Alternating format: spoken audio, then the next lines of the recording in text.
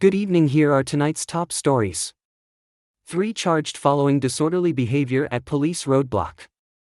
Man found dead in Sophia trench. Guyana police force welcomes 24 new immigration officers. Government issues eviction notices for Demerara River Bridge project. GDF rank critical after confrontation with masked bandits in Mon repos. Bandit steals iPhone during armed home invasion, traced to his home. Plus, Aubrey Norton appoints himself head of PNCR Election Committee. Stay tuned for more updates. Please remember to like, share and subscribe to our channel for more news.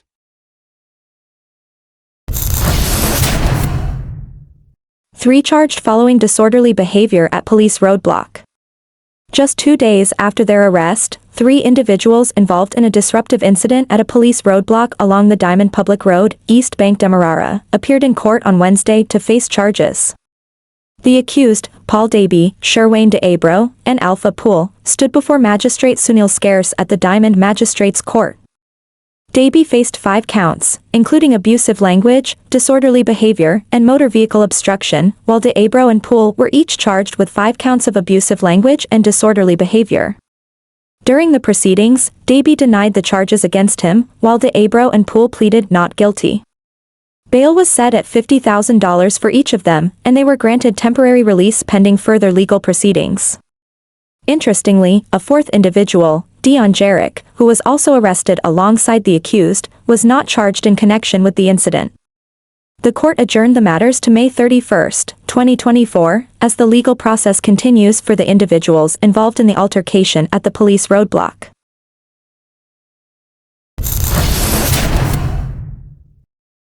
Man found dead in Sophia trench.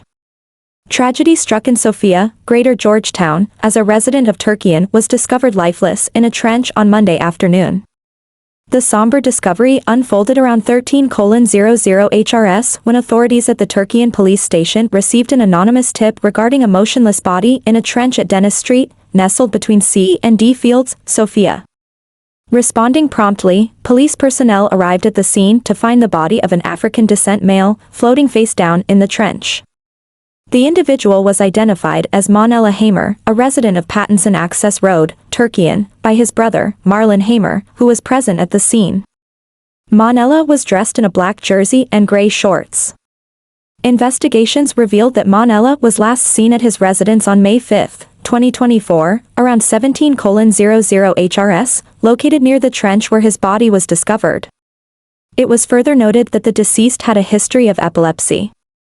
Following the preliminary examination, no signs of violence were observed on the body. The scene was meticulously processed by police ranks, and the body was subsequently transferred to Memorial Gardens Funeral Home to await a post-mortem examination. As authorities continue their investigation into the circumstances surrounding Monella Hamer's untimely demise, the community remains gripped by shock and sorrow over the tragic loss.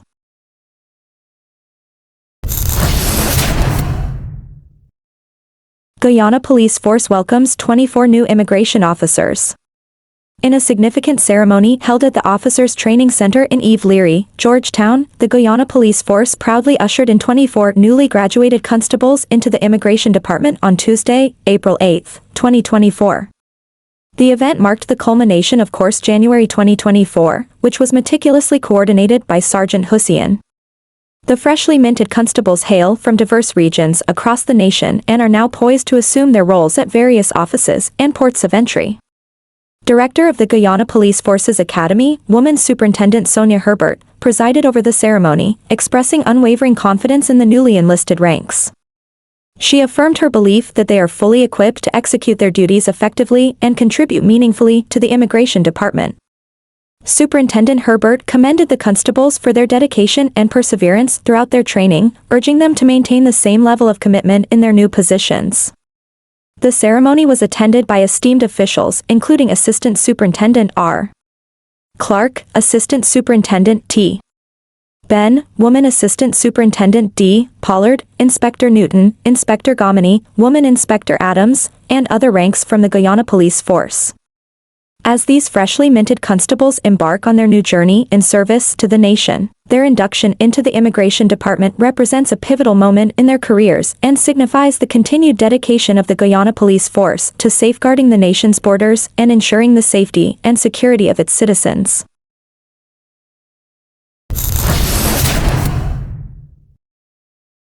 Government issues eviction notices for Demerara River Bridge project.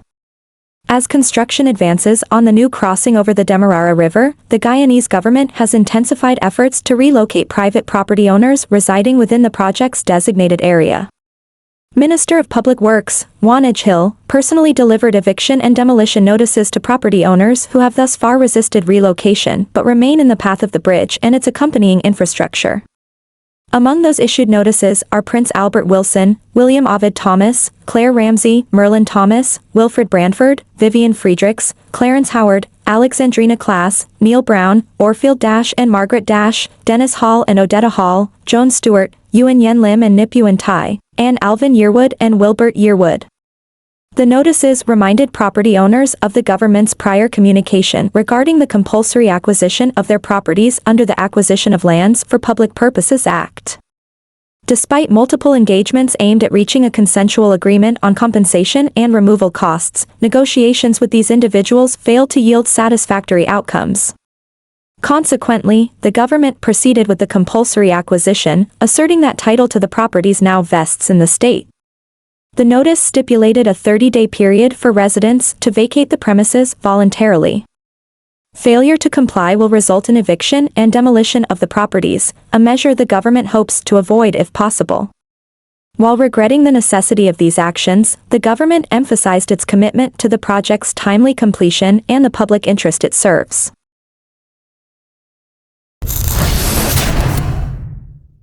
GDF rank critical after confrontation with masked bandits in Mon Repos.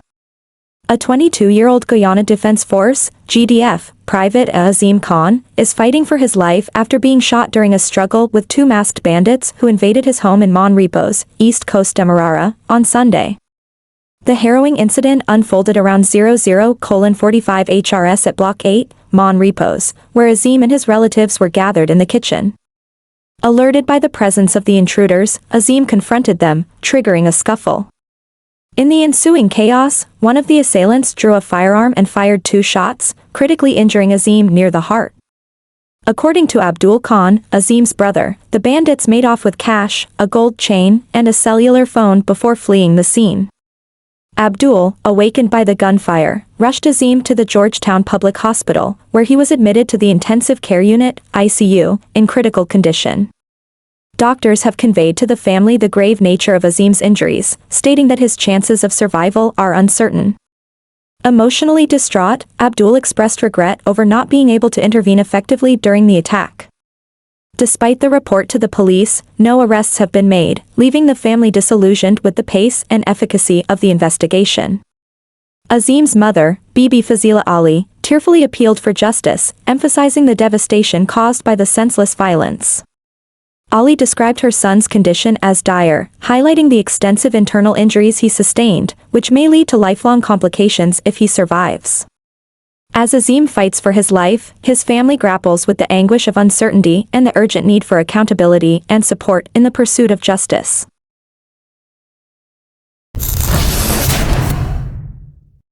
Bandit steals iPhone during armed home invasion, traced to his home.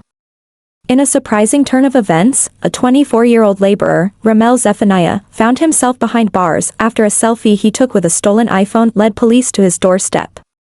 The incident unfolded during an armed home invasion in Non-Perial, East Coast Demerara, on May 3, 2024. During the early hours of that fateful day, residents Lin Gonqing and Xie Gonqing were abruptly awakened by 3 masked intruders brandishing a gun and a long-bladed knife. The assailants, demanding cash, proceeded to ransack the premises, making off with $400,000 and 2 iPhones, a valuable iPhone 12 Pro Max and an iPhone 12. Swiftly, the victims reported the incident to the police, providing descriptions of the suspects. Investigators wasted no time launching a thorough inquiry into the matter. Astonishingly, their efforts led them to a crucial piece of evidence, a selfie taken by one of the perpetrators with the stolen iPhone. Upon tracing the iPhone's signal, authorities discovered it at Zephaniah's residence in Non-Perial. Subsequently, Zephaniah was arrested and charged with 2 counts of robbery under arms under Section 222(c) of the Criminal Law Offenses Act Chapter 801. Appearing before Magistrate Orinthia Schmidt at the Vigilance Magistrates Court No. 1 on May 7, 2024, Zephaniah pleaded not guilty to both counts. However, he was remanded to prison pending further legal proceedings, with the matter adjourned to June 3, 2024.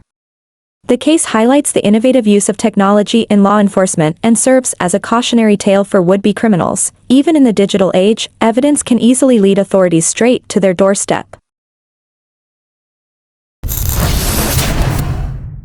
Aubrey Norton appoints himself head of PNCR Election Committee.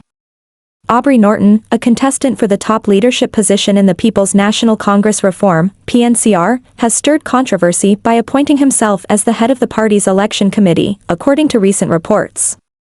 The revelation came to light through PNCR member Michael Pratt, who expressed his deep concern over Norton's decision in a letter published in the Stabroek News.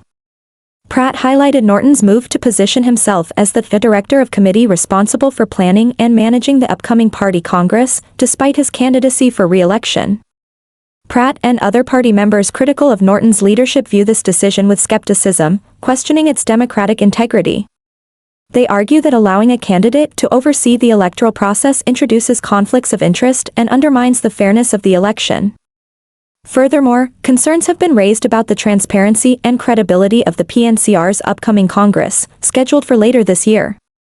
Given the party's history of electoral irregularities, such as rigging elections, the decision to appoint Norton to oversee the election process has exacerbated existing doubts. Pratt emphasized the importance of holding party leaders accountable and urged the PNCR leadership to reconsider Norton's appointment. He stressed the need for transparency, fairness, and integrity in all organizational processes, especially those as critical as internal elections. This development comes on the heels of another controversy within the PNCR, where the Central Processing Unit, CPU, containing membership records mysteriously disappeared from the party's headquarters. The unauthorized removal of the CPU without the knowledge or approval of the General Secretary has raised further concerns about the party's internal governance and data security. As the PNCR prepares for its upcoming Congress, calls for transparency and accountability within the party have intensified, with members demanding adherence to democratic principles and practices in all organizational matters.